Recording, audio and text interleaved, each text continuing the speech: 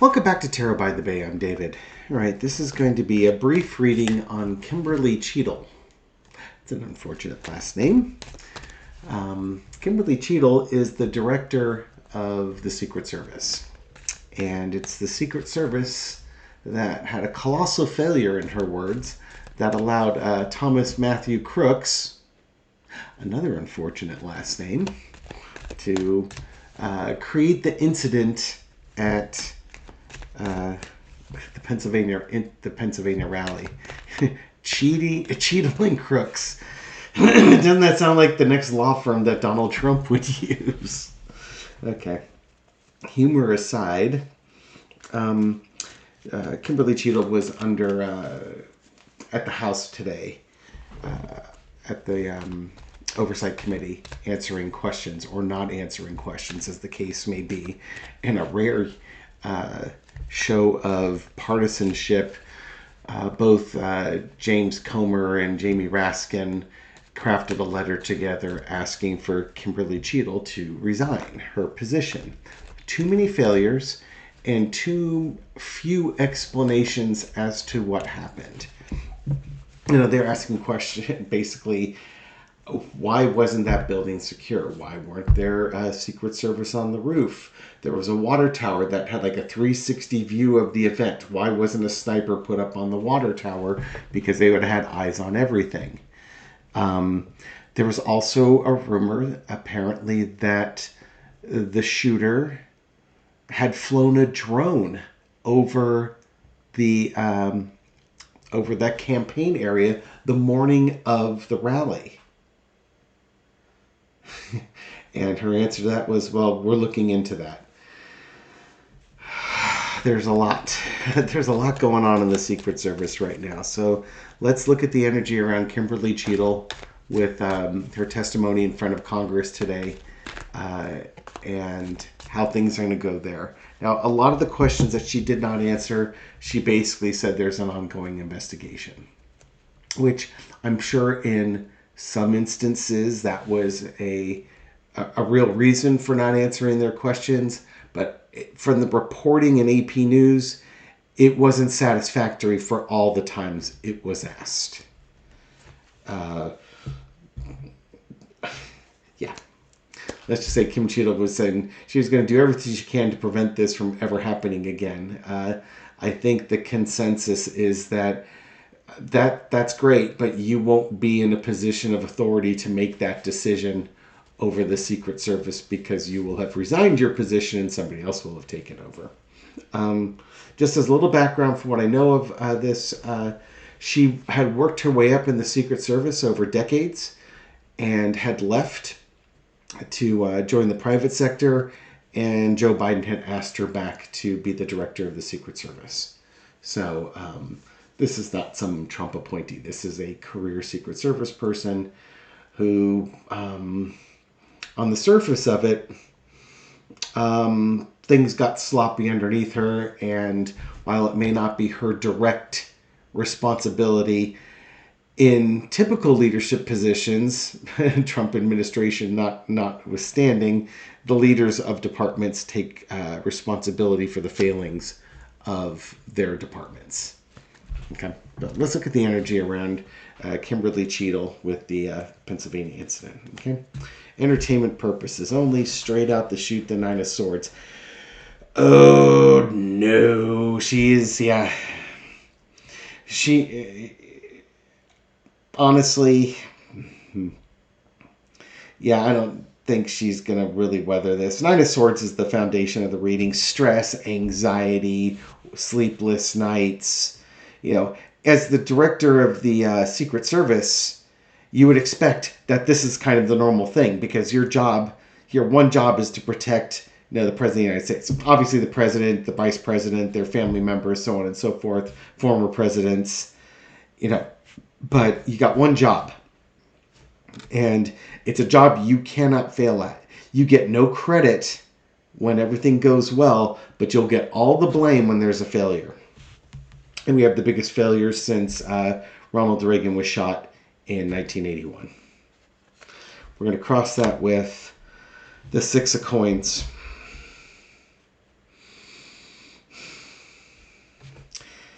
It's an interesting card in the Seven of Swords. I'm wondering about funding. Now, when Trump was in the White House, he had the Secret Service, he'd force them to rent golf carts and rent rooms in his hotel at, full rates, not discounted rates and stuff like that. So Trump was raking in, his businesses were raking in hundreds of thousands, if not millions of dollars from the Secret Service every time he took a trip. And I'm wondering if the Secret Service was under some type of budgetary constraint. Furthermore, I'm going to point this out, and this is very cynical of me, but it rings true. Multiple instances, the Trump campaign asked for extra Secret Service details or more resources. Many times they were given, many times they were turned down. In the Pennsylvania rally, those resources were given to the Trump campaign. Now, if I were the Trump campaign, the reason why I would be asking for those services is probably because they're free. And he doesn't want to pay for any private security. He always wants things on the government's dime. It's funny. He talks about, lazy, entitled people, sucking the government, sucking money out of the government that they don't deserve. He's the ultimate in something like that. He is the ultimate welfare slumlord queen. And his whole family business has been built. His father did it all on government grants and then shortcuts and stuff like that to get as much government money as possible and then take the shortcuts so they can make as much profits as possible with this. So it wouldn't surprise me that even the Secret Service Department were over budget and had their budgets a little bit more restricted. They had to be a bit more judicious with their resources. Underneath it all is the Seven of Swords. There's some shenanigans going on. Underneath this all, there are some shenanigans going on. This could also, shenanigans with certain agents, perhaps, with the department. But something, that the whole conspiracy theory that Mr. Crooks there was part of a bigger conspiracy, or that Trump was using this as a false flag, something like that. There's something devious going on under the surface here that we haven't found out yet about the Secret Service. It's interesting that Fox News and right-wing media have immediately pounced on the fact that, in their opinion, women aren't qualified to serve in the Secret Service. The agent in front of Trump was too short. She's crouched down, and Trump's standing up with his look and is pointing his fist like this, fight, type thing, and she's squatted down, so his full head and shoulders are above her. Yeah, first off, I would agree. She should be standing upright. Or she should be blocking his body as much as possible. But guess what? When you're getting the president out of a shooting incident, his butt should be ducked down using the Secret Service people as shields, not going like this, over the top of him. There's only so much you can do with that man. Now, did he do that because he knew he was safe, because this was a plot, or did he do that because he's a malignant narcissist and, he doesn't care? It could be either one. Long and short of it, there's some stuff going on that we haven't found out about, that I'm sure that this House committee was looking at and didn't get the answers. In the past, the Nine of Wands, honestly, I think either she knew something was up or something was about. It's like waiting for the shoe to drop. Whether this was the Pennsylvania incident or everything since the Pennsylvania incident, there's been, probably before the incident, I'm sure they've had threats, credible threats that were made, and how do you manage everything that you need to manage when it comes to the GOP nominee and his behaviors during rallies? No, I just literally watched a scene in his rally in Michigan where he called some random person in the audience who may not have been a random person. You know, knowing Trump, it may not have been a random person, but he allegedly calls a random person up to this stage. What's the Secret Service supposed to do with that? How do you vet that person, a random person being drawn up, unless he was picked up beforehand? But, you know, heaven forbid me get in the way of a good narrative there.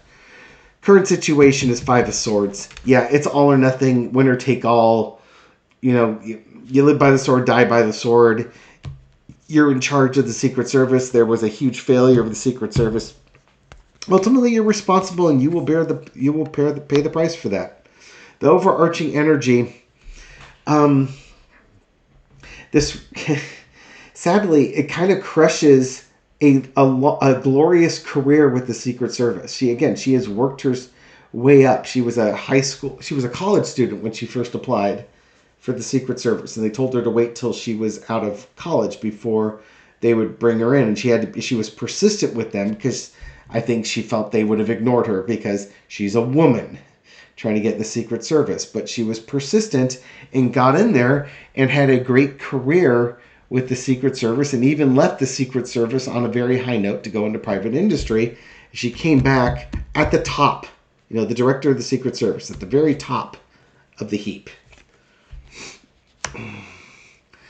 Lesson to be learned is the Ace of Swords. There's a leading by example type of vibe here. I don't think she was entitled. To me, I kind of view this as a positive card.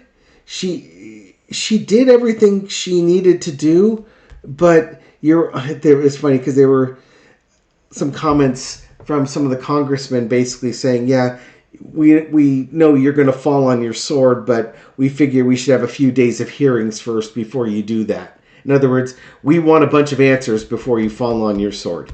But she will fall on her sword. She will resign her position here. And the outcome is the 7 of Coins.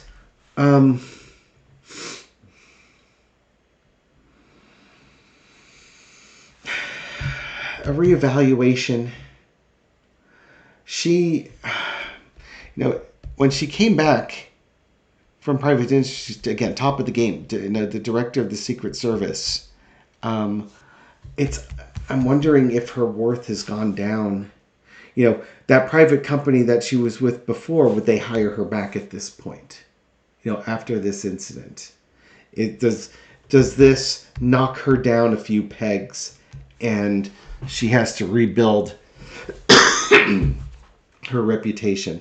But underneath it all, 7 of Swords. There's something going on underneath all of this that hasn't been revealed yet. There's some skullduggery. And maybe, just maybe, we'll throw that. I'm going to keep that card. Well, I won't keep it out. I will mix it in with it. But I want to shuffle. I want to get some clarifiers as to what is that 7 of Swords? What is underneath this? What's going on?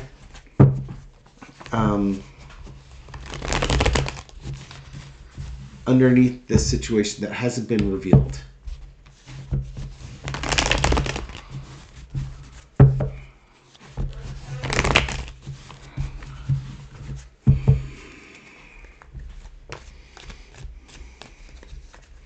Marjorie Taylor Greene was out there basically throwing out accusations that clearly this was an assassination attempt on President Trump, who the rest of us would call former President Trump, and some of us might even say illegitimate President Trump, and that it's a deep state sponsored assassination attempt.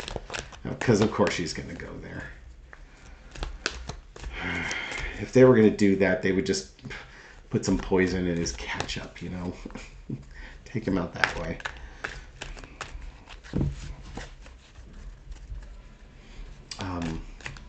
Or a little extra salt on his burger. That would probably do it too. Okay, 7 of Swords. So I focused it. But 7 of Swords. What's going on underneath that? Let's get some clarification on what that 7 of Swords is all about. Okay. Justice. There's an injustice. There's justice or an injustice. Something.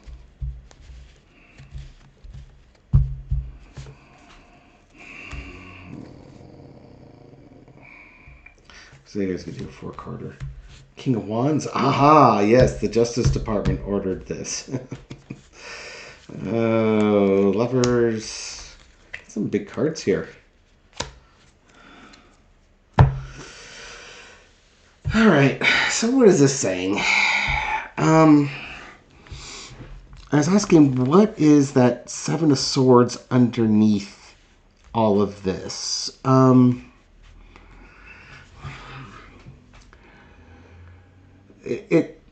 There's something going on that involves either the Justice Department or a lack of justice.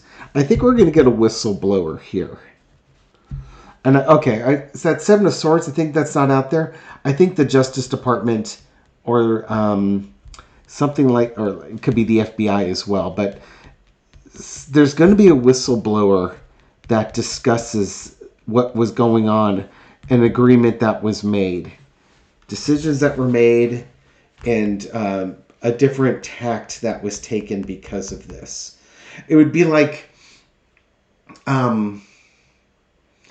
there was an agreement between agencies that the Secret Service would ignore that building and somebody else would take care of it. And they didn't do that job or something along those lines. But I think, again, with the Page of Swords, that's insider information. So I think there's going to be a whistleblower that comes forward and talks with the Department of Justice or through legal action or something. But there's going to be a whistleblower that's going to come in here. That's going to talk about some agreements that were made that impacted decisions made and the foolishness that basically gave this guy the opportunity to get there. I don't think,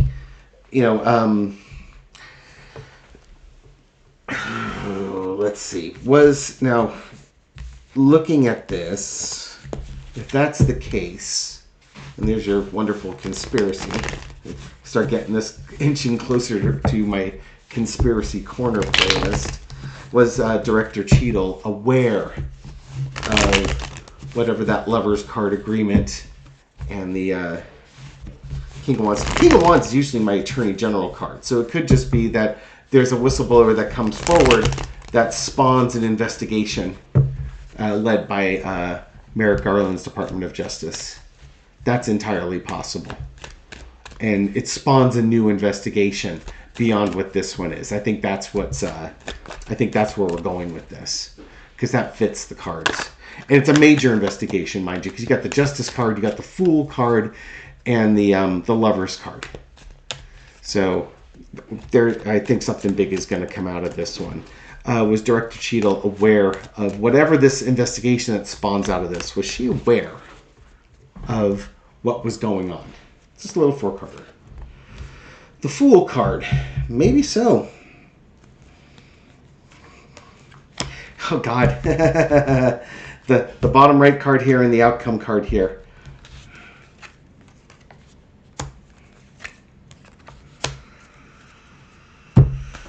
Was she aware? This new investigation is going to look at, probably like again, this could be her with either budgets or something along those lines. Again, looking at money, looking at value, strong passions, and being on the outside looking in, or a lack of resources. I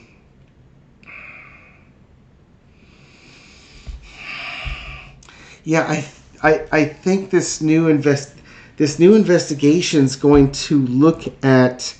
They're going to look at the times where Trump's team probably asked for extra Secret Service details, and sometimes they were approved and sometimes they were denied. They're going to start looking at that. That might be a good starting point. But they're going to look to see, why were those decisions made? They're going to look at budgets and, how was money being handled in there? Why sometimes was nothing, were things said no? Was there no money there? If so, why was there no money there? Who's in charge of the budgets? Who's approving the budgets? Where did this money go? whoever's leading this investigation is going to be very passionate about that. Yeah, I don't think we've heard the last of this. It looks like there's some shenanigans going on underneath there. Again, it wouldn't surprise me at all if Trump were asking for extra resources, not because there's a threat, but because he's just freaking cheap. And he doesn't want to have to pay for it. But it's not clear why he would or would not be given those. I don't know the budget situation, but I do think there will be a whistleblower coming out on this one eventually. Probably because Ms. Cheatle will go through another day or two of testimony in front of Congress, or however more. I guess maybe she's done at this point. Likely she's going to resign her position, and rather than it just end there, somebody's going to come forward and give more information, and that investigation will continue. Well, we'll see. Thank you very much for watching this video. I hope you found it insightful, and I'll catch you on the next one. Take care.